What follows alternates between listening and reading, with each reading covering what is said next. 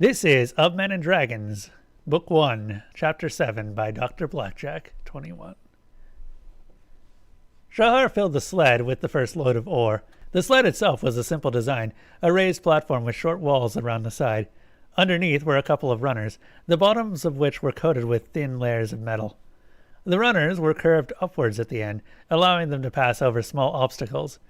At the front, Jack attached a harness similar to the one Shahar had used to haul the trunk earlier. Her people often used a similar design, though there usually wasn't any metal on the runners. It was too precious to waste on something as simple as hauling material. Jack had dug up the ore through a process he called mining. He used a large metal frame he called an exosuit. While in it, he moved much slower than usual, but it gave him tremendous strength. Enough that he could lift the drill he used and place girders made from the remnants of the trees that they had cut down the day before. He'd said he was looking for something called iron veins. She'd been confused, but Jack clarified.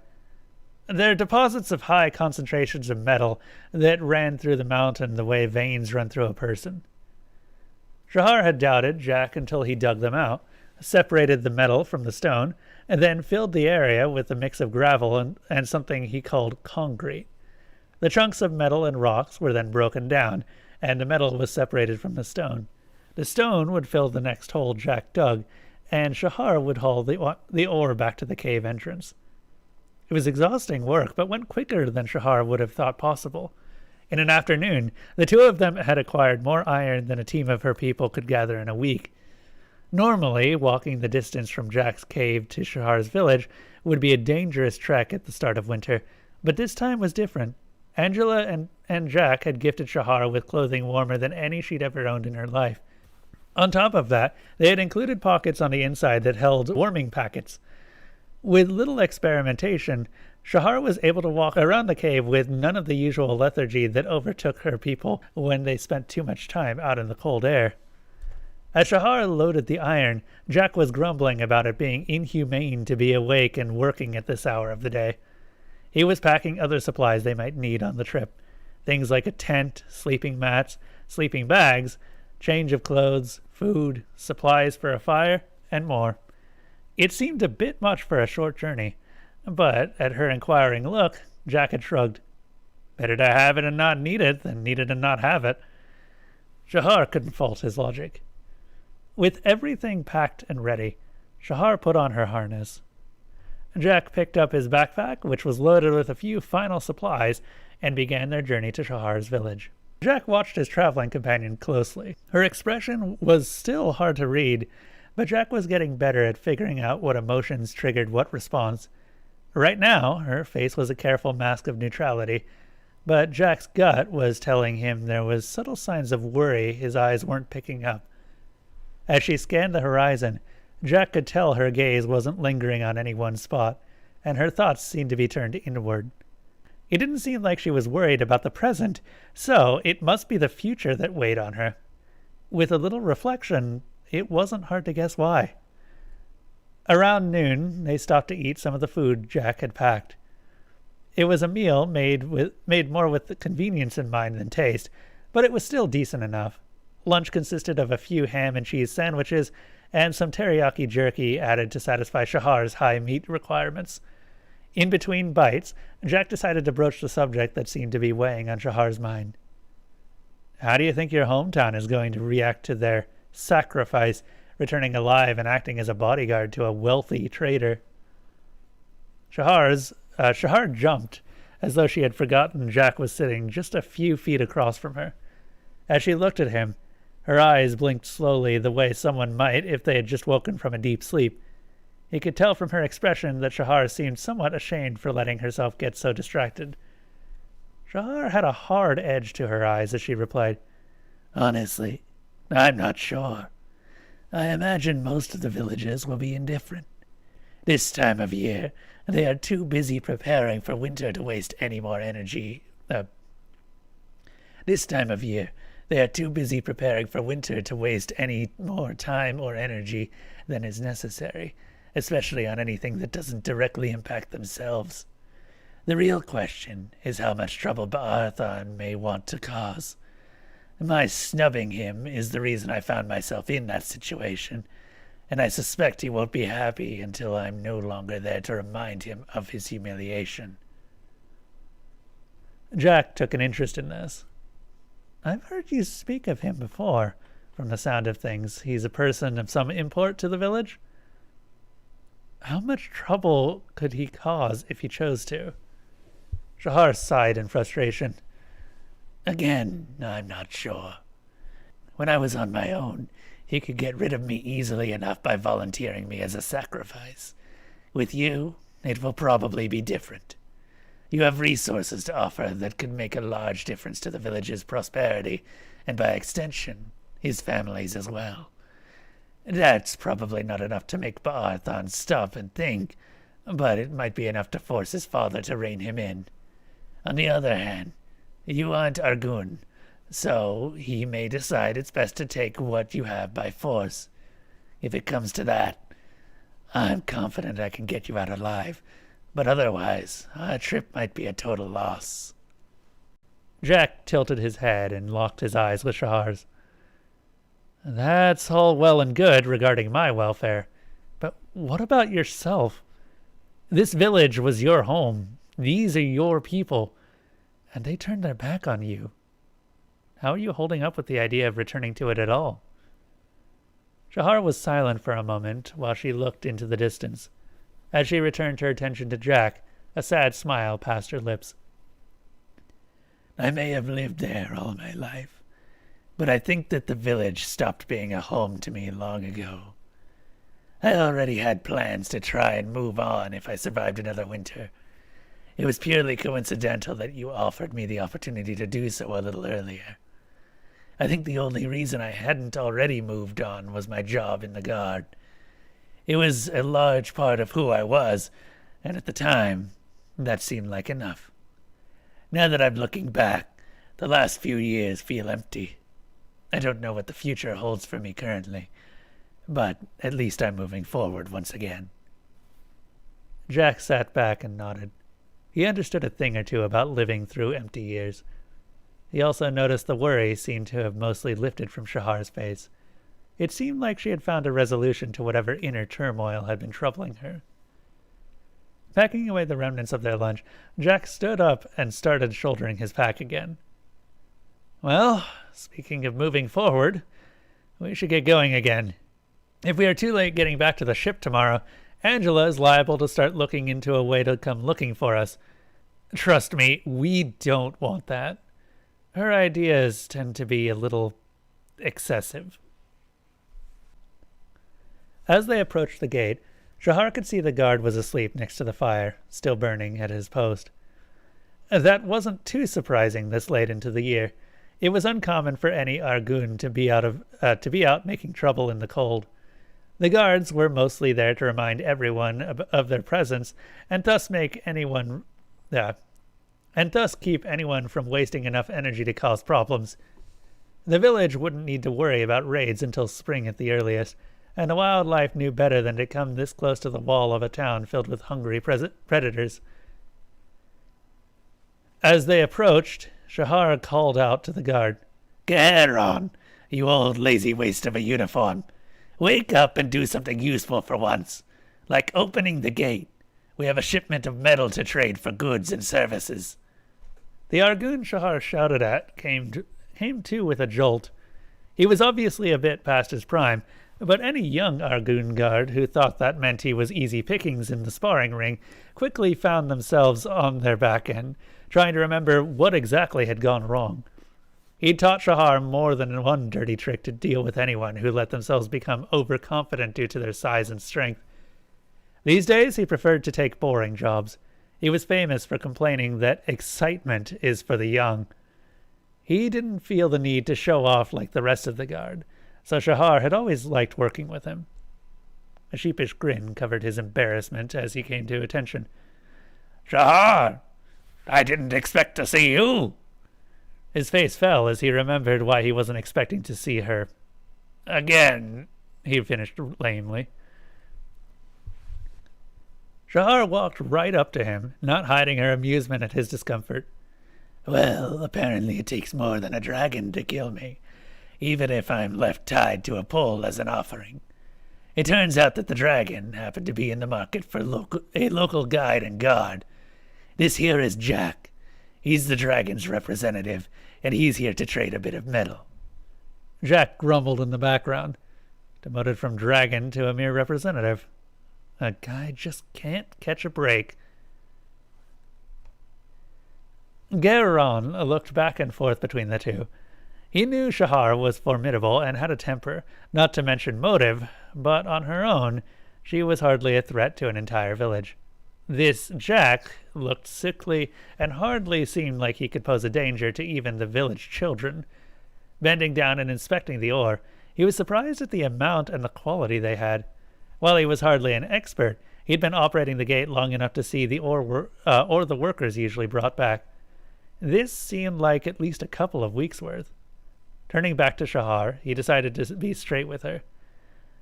"Now, I know you have cause to make trouble, but I want your word that you are here for trade and nothing else.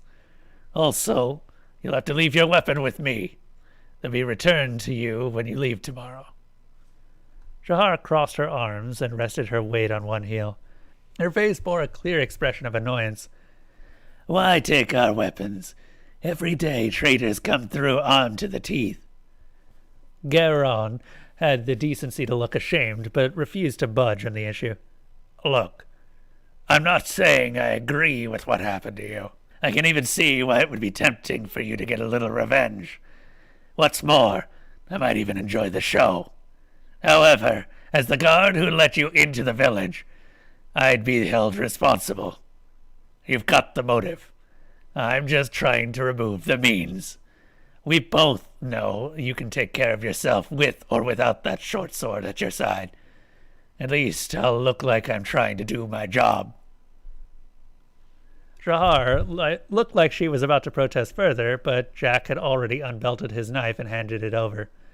Realizing Geron was old and stubborn enough to argue the day away, she relented and handed her blade in as well. Geron took the weapon, then looked at Shahar. "And your word?" Shahar felt like she was a child being asked to apologize when she was anything but sorry. "Fine. I will not seek revenge against the spineless villagers who left me for dead, or the dickless wonder who led them. This time."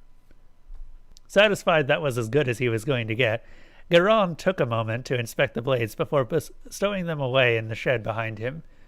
Walking back, he rapped on the gate loudly. "Hey, Jamal! Open up! We got some traders here with iron." From the other side of the gate came the voice of a younger and more bored Argun. "This time of year? Are they insane?" Despite his words, the gate was unbarred and swung open, allowing Shahar and Jack to walk in.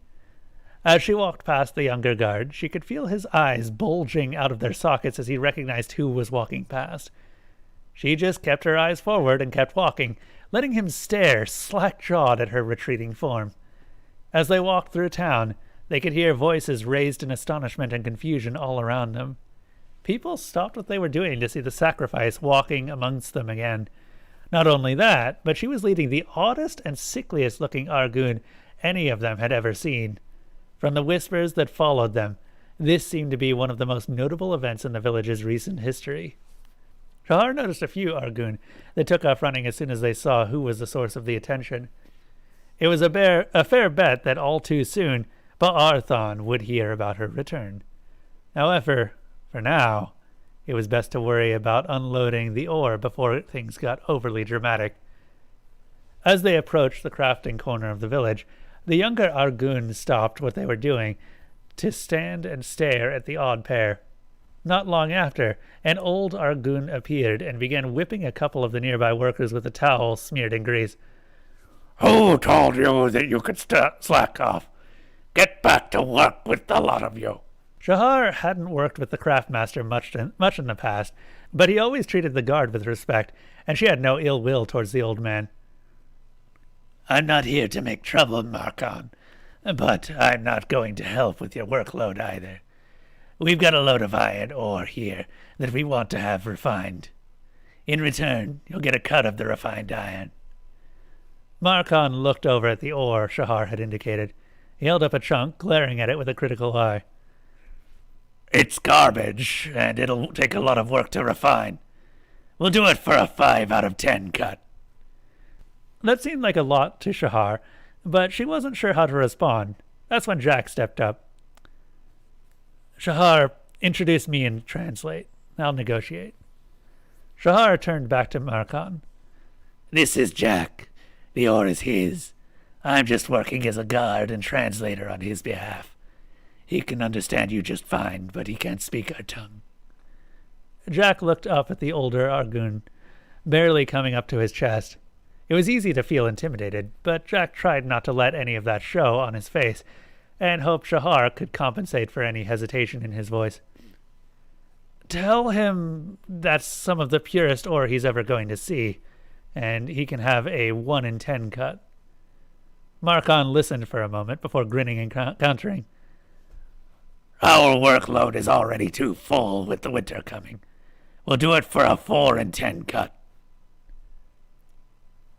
Jack didn't hesitate. The smelters will keep him and his people plenty warm while the rest of the village is cold. If he wants us to come back here regularly instead of going to a different village, he can have a 2 in 10 cut. A look of surprise flashed across Markan's face at the idea of this much ore regularly, but the look faded so quickly Jack could tell he was a veteran negotiator. The old man countered again. You came here because we're closer than any other village. We'll take a 2.5 in 10 cut. Jack thought that was fair, but added in one last condition. You can have 2.5 out of 10. I should be saying 2.5, actually. They probably don't use decimals. You can have a 2.5 out of 10, but I get to choose which bars you keep.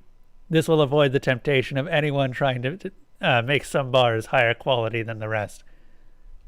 Jack held out his hand and had Shahar explain. This is called a handshake. Where I come from, it has many uses, including the acknowledgement of a mutually beneficial agreement. Hearing this, Markan offered his hand as well. Jack took the oversized hand and shook twice. Pleasure doing business with you, Markan. I look forward to working with you again. We'll stop by tomorrow to tell you where the refined ore will be sent. Markan looked genuinely surprised at this. You're not taking it with you? Jack shook his head. Not this time. We won't have the time to hang around for it all to smelt. Instead, we're planning on trading most of it for some goods we need to take with us. The rest we'll pick up when we come for the next load. Markan thought for a moment. Fair enough, but I won't have the space to store it for a long time. We'll use anything left for more than 2 weeks and reimburse you with something of similar value at our discretion. Jack nodded. That'll work fine. 2 weeks should be plenty of time. Markan looked around him and selected one apprentice who seemed less focused than the rest. Telron, get your butt over here and get this ore over to the smelter. I want to have half of this smelting by morning, so we know the iron's quality. Now get moving. The young Argun got to it right away. The apprentices seemed to have the healthy fear any Earth apprentice would have for a strict master, but they lacked the skittishness youngsters showed around someone too quick to lash out. Jack decided he liked old Markan. Just then, Markan looked over their shoulders and suddenly seemed tired for some reason. I've got work to do. Remember, I don't want any trouble around here, so if you have to fight, take it elsewhere. That goes for all of you. Jack had just a second to be confused before hearing a surprisingly petulant new voice behind him. Looks like the new orphan girl was even a failure at being a sacrifice. Now she's also got a pet. Or maybe she's finally found someone pathetic enough to let her share his bed. As Jack turned around, he saw an unfamiliar Argun. This one was slightly shorter than the average male Jack had seen until now, but he was dwarfed by the two giants standing just behind him. Most of the villagers seemed to wear leather or primitive cloth garments, but the center Argun wore furs and even a little metal. All three wore the same grin. It was the kind of grin that announces to everyone that they were looking to cause trouble. Shahar stepped up, putting herself between Jack and the new group. She then addressed the leader. Hello, Baharthan. It's been a while, hasn't it?